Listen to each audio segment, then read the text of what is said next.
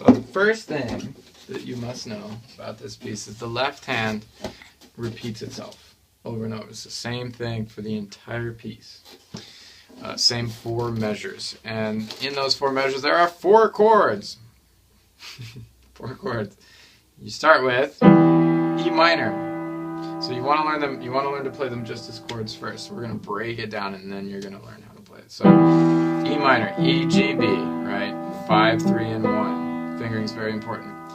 The next chord, you're going to keep your thumb where it is and move the other ones over.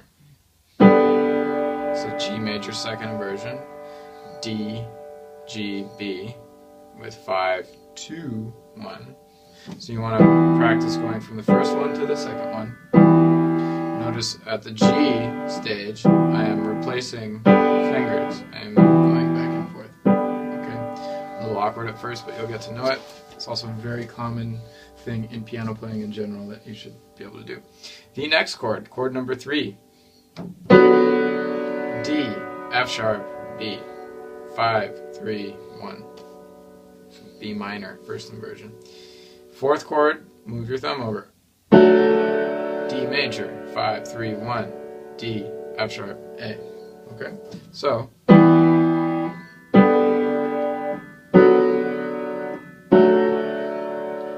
practice that over and over until you feel good about it.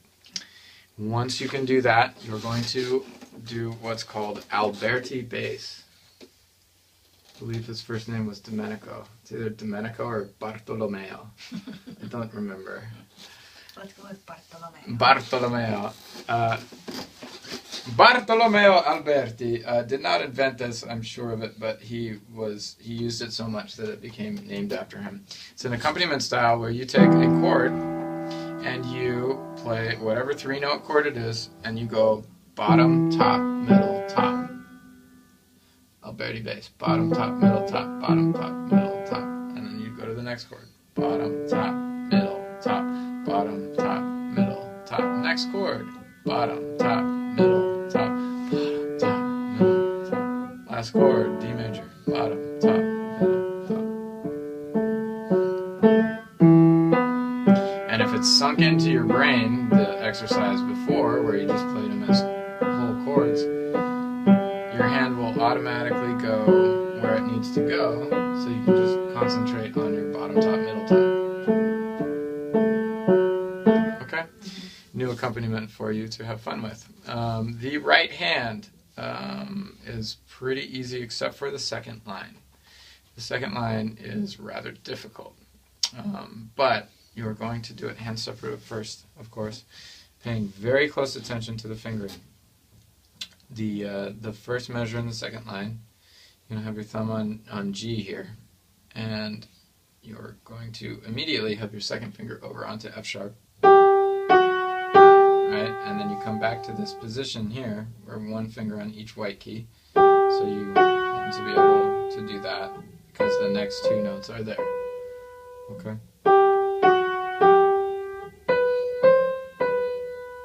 That's the hardest one, because you have to kind of do that. Then your second position, second measure, second line, you're going to move down here. You have your second finger on F sharp.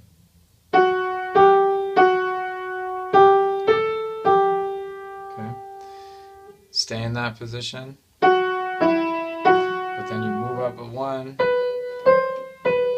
4, 5, 4 on the B, C, B there. That's the third measure again. Move. And then the very last measure. Okay. Once you have that, it's the fun begins, really begins. This is the really fun part, because you have to put the hands together, which is the hard part. But if you go slow and you look where the notes line up, you should be able to make this happen.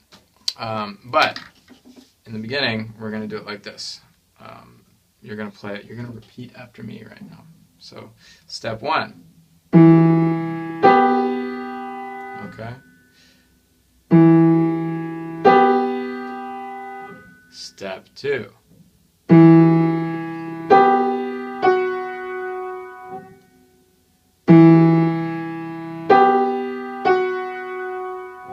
Step 3.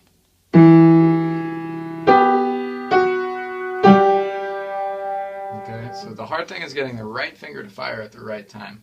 Step 3 again.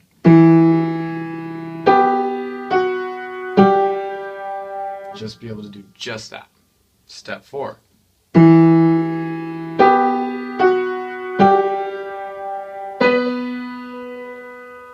Again.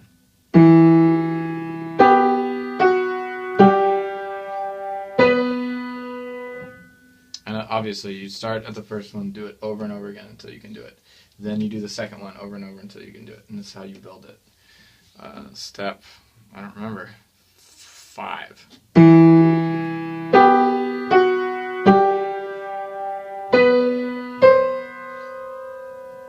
Again.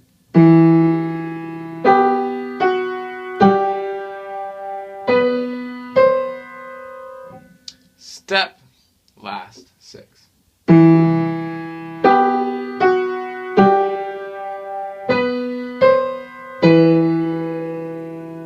Again.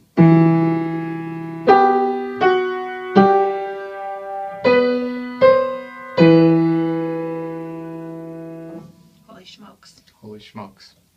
But you can do it. And you do that for each one. Once you have that first rhythm, the other ones won't be nearly as difficult. But let's do the second measure. Here we go. Step 1. Again. Step 2. Again. Step 3. Again.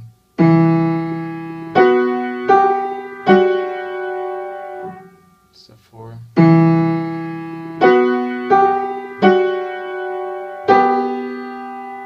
Step 4.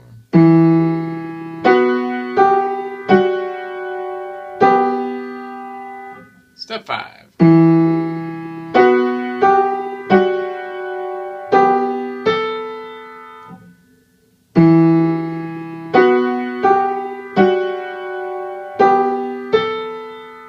And step 6.